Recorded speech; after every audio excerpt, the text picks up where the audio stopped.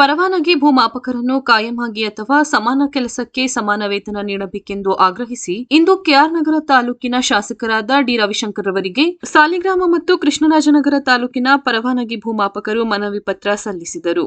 ಈ ಸಂದರ್ಭದಲ್ಲಿ ಮನವಿ ಸಲ್ಲಿಸಿ ಶಾಸಕರೊಂದಿಗೆ ಚರ್ಚಿಸಿದ ಅವರು, ಸರ್ಕಾರಿ ಭೂಮಾಪಕರು ಮಾಡುವ ಎಲ್ಲಾ ಕೆಲಸಗಳಾದ ಪೋಡಿ, ಅನುಬಂಧ, ಅಳತೆ, ಆಕಾರ, ಬಂದ್, ಡಿಜಿಟಲೀಕರಣ, ಹದ್ದುಬಸ್ತು, ಅಳತೆ ಹೀಗೆ ಎಲ್ಲಾ ಕೆಲಸಗಳನ್ನು ನಾವು ನಿರ್ವಹಿಸುತ್ತಿದ್ದು, ಇಲ್ಲಿಯವರೆಗೆ ನಮ್ಮ ಕೆಲಸಕ್ಕೆ ಸೇವಾ ಭದ್ರತೆ ನೀಡಿರುವುದಿಲ್ಲ ಹಾಗೂ ಕೆಲಸಕ್ಕೆ ಸರಿಯಾಗಿ ವೈಜ್ಞಾನಿಕವಾಗಿ ಸಂಭಾವನೆ ಪಾವತಿ ಮಾಡುತ್ತಿಲ್ಲ. ಆದ್ದರಿಂದ ಕಾಯಂ ಆಗಿ ಅಥವಾ ಸಮಾನ ಕೆಲಸಕ್ಕೆ ಸಮಾನ ವೇತನ ನೀಡಬೇಕು. ಇಲ್ಲದಿದ್ದರೆ ನಾವುಗಳು ಕೆಲಸ ನಿರ್ವಹಿಸುವುದಿಲ್ಲ ಎಂದು ಮನವಿ ಸಲ್ಲಿಸುವ ಮೂಲಕ ಇದರ ಬಗ್ಗೆ ಶಾಸಕರು ಸದನದಲ್ಲಿ ಗಮನ ಸೆಳೆಯಬೇಕೆಂದು ಒತ್ತಾಯಿಸಿದರು.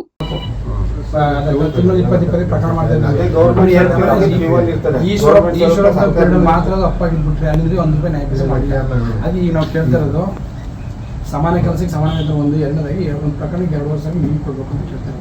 2 ವರ್ಷ ಕೊಡಿ ನಾವು ಮಾಡ್ತೀವಿ ಅಂತ. ಎರಡನೇದಾಗಿ ನಾವು ಮಾಡೋದ ಫೈಲಲ್ಲಿ ವಿಲೇಜ್ ಫೈಲ್ ರೈತರು ಕಟ್ತಾರೆ. ಅದನ್ನು ಸ್ಪಾಟ್ ಹೋದಾಗ ಅಲ್ಲೇನೋ ಸಮಸ್ಯೆ ಆಗಿ ಕೋರ್ಟ್ ಹತ್ರ ಬಂದಾಗಿರ್ತದೆ, ಇಲ್ಲ ಡಿಸ್ಪ್ಯೂಟ್ ಆಗಿರ್ತದೆ, ಅದನ್ನು ವಿಲೇ ಮಾಡಿ ರದ್ದು ಕ್ಲೋಸ್ ಮಾಡ್ತೀವಿ. ಆ ದುಡ್ಡು 1 ರೂಪಾಯಿ ಕೊಡಲ್ಲ ಸರ್ಕಾರ ನಮಗೆ. ಅದು ರೈತರ ಕಡೆ ದುಡ್ಡು ನಾವು ಆಲ್ರೆಡಿ ಹೋಗಿರ್ತೀವಿ, ಅಷ್ಟೇ ಮಾಡಿರ್ತೀವಿ. ಬಂದು ಅದನ್ನ ಸ್ಕೆಚ್ ಅಂದ್ರೆ ಅನುಭವ ಅಂತ ನಕ್ಷೆ ಮಾಡಿ ರಿಪೋರ್ಟ್ ಹಾಕಿರ್ತೀವಿ. ಆದ್ರೂ ನಾವು ಅವತ್ತು ಹೋಗಿ ಬಂದ್ರೆ ಕೆಲಸ 1 ರೂಪಾಯಿ ಕೊಡಲ್ಲ. ಅದು ಸರ್ಕಾರ. ಬಟ್ ಸೇಮ್ ಗೌರ್ಮೆಂಟ್ ಸರ್ವೆ ಮಾಡಿದ್ರು ಸರ್, ಅವರು 23 ಮಾಡೋದು. ಅವ್ರಿಗೂ ಇವೆಲ್ಲ ಫಲ ಏನು ಕೇಳೋದಿಲ್ಲ, ಫಿಟ್ ರೆಕಾರ್ಡ್ ಏನು ಕೇಳೋದಿಲ್ಲ.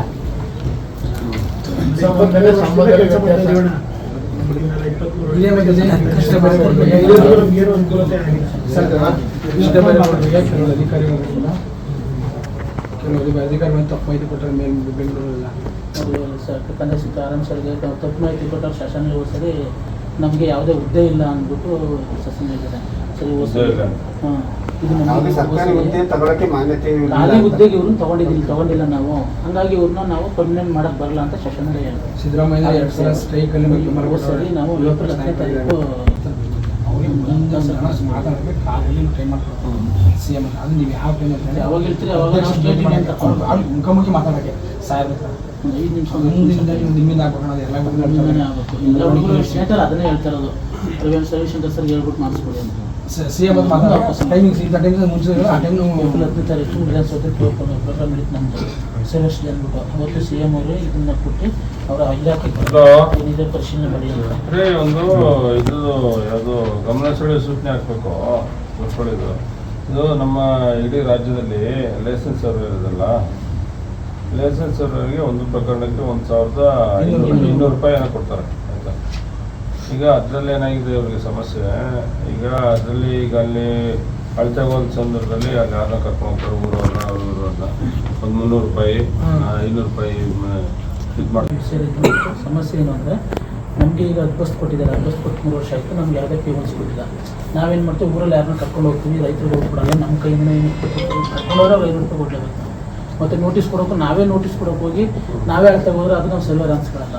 ಇನ್ನು ನೋಟಿಸ್ ಕೊಡೋಕೆ ಅವ್ರಿಗೆ ಕಳಿಸ್ತೀವಿ, ಅವ್ರಿಗೂ ನೋಟಿಸ್ ಕೊಡೋದು ಒಂದು ನೋಡಿ ನಮ್ಮ ಕೈಯಿಂದನೇ ಕೊಟ್ಕೊಳ್ತಾ ಇದ್ದೀವಿ.